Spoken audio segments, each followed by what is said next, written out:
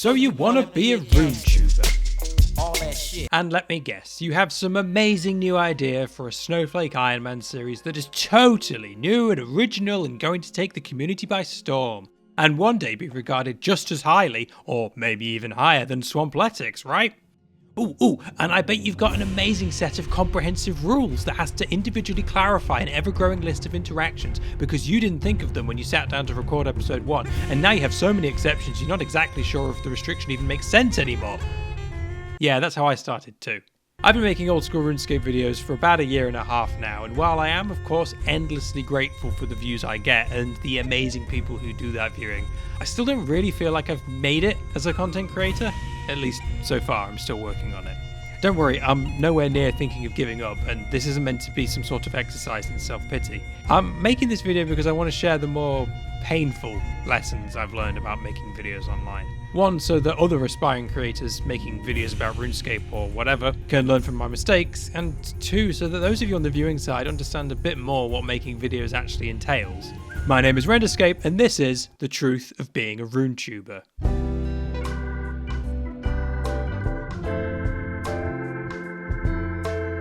Do people still introduce videos like this? Sod it, keep it in, it sounds cool.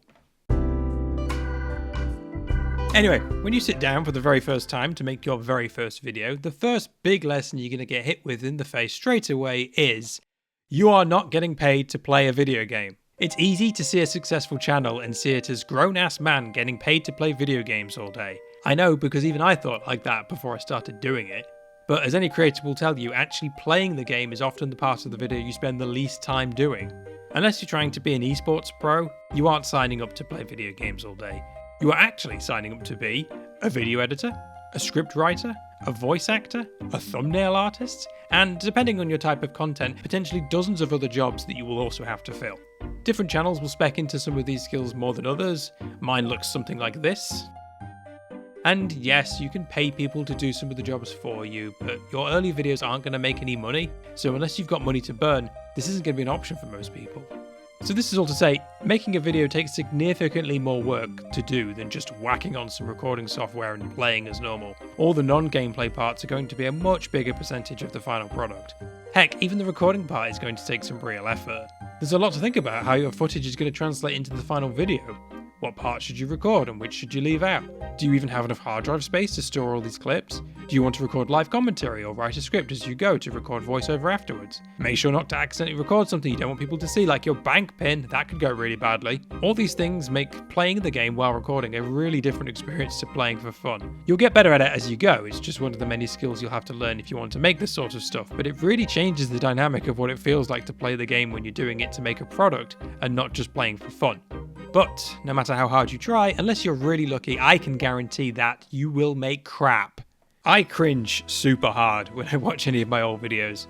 One, because I have an annoying voice, but two, because I notice each and every mistake I made or things I could have done better. There's too many things to get right for you to have any chance of getting it perfect on the first try. And somewhat annoyingly so, the only way to get better at these things is to just make more crap.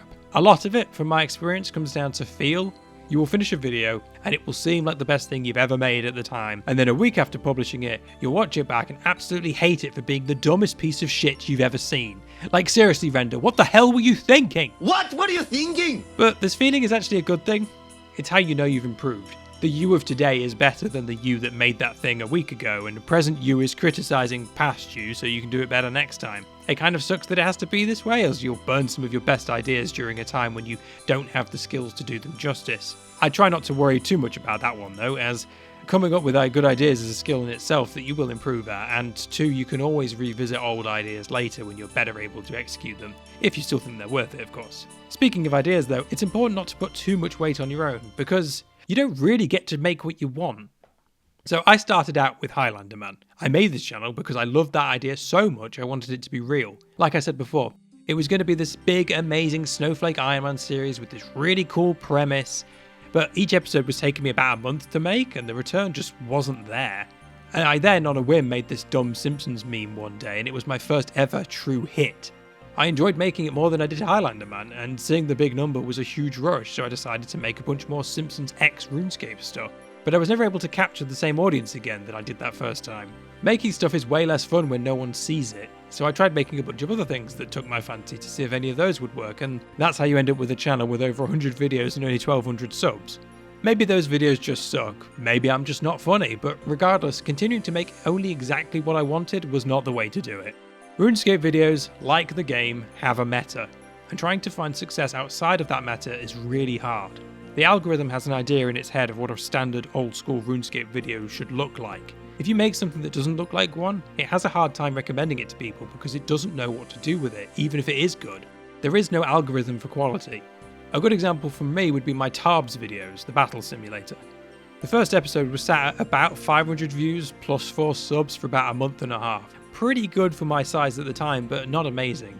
One day, someone on Reddit mentioned wanting to see who would win in a fight 2,000 men versus Jad, and I made an offhand comment about my battle simulator, and all of a sudden it shot up to 1,200 views and I gained 28 subs. I hadn't even linked to it, these people just searched it up because it was something they wanted to see, but the algorithm hadn't recommended it to them. I never expected to get that kind of response from just a comment. I'd kind of written the whole series off at that point from its lukewarm reception, but all of a sudden it was one of my top performers. This isn't meant to be a story about how great I am, but I think it's a great example of how a video people would enjoy can get lost in the ether for trying too hard to be different. The systems we rely on to show us videos are built on finding patterns. They aren't designed to try and find new things for us. So, the trick is to find a balance. You have to try and find a style of content that can fit neatly into those nice little recommendation boxes, but that still leaves enough space for your own personality and creativity to shine through. I'm still trying to find mine really, but for an example, this clue simulator was designed as a new spin on the classic loot from X videos we've all seen a million times. It's different enough to be interesting, but similar enough for people to know that they would actually like it. There's still time to experiment and try out crazy new ideas, but those are like buying lottery tickets. Most of the time you end up with nothing. If you get lucky, you can make it all the way to the top, but you shouldn't really bank on it. Let's take Swampletics. It's hard to think of it in retrospect as anything other than the biggest RuneScape thing ever. But on paper, it sounds like a pretty terrible idea for a series. You're telling me you're going to lock yourself in a small area of the map and do the same few repetitive actions for thousands of hours on end to achieve goals that other people could do in 1/100th of the time? Who the hell would want to watch that?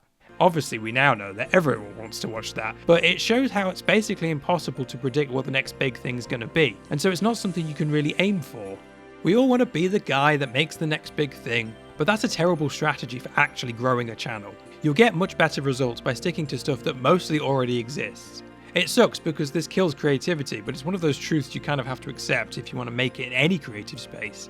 You don't get to make what you want.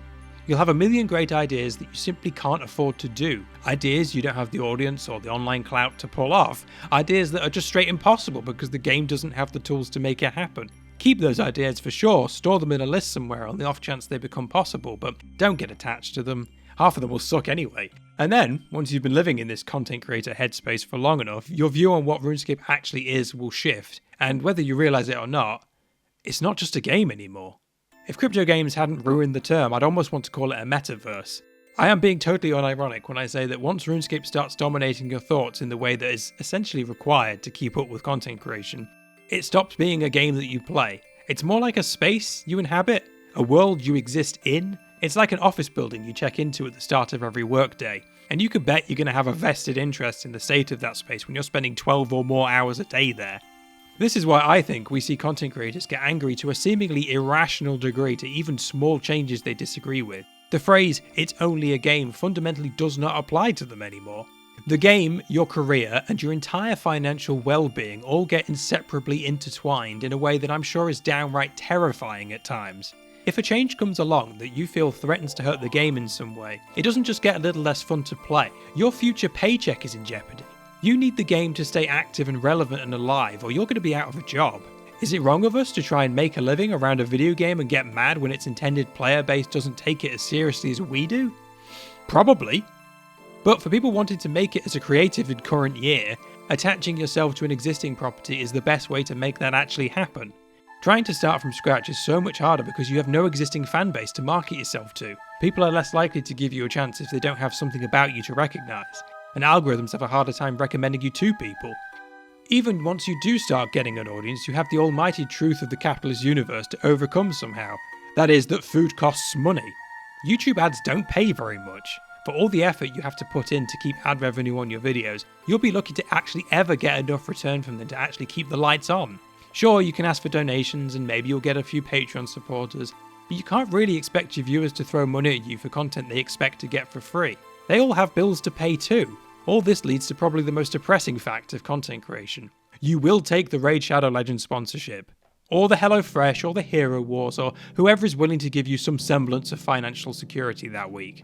No content creator wakes up in the morning and says, "Gee golly, I can't wait to read out the sponsorship today." But if you want to make any sort of livable wage from making videos on the internet, it's essentially required unless you can secure some other stable revenue stream somehow. When I first started, I had the mindset that I'm sure basically everyone else does.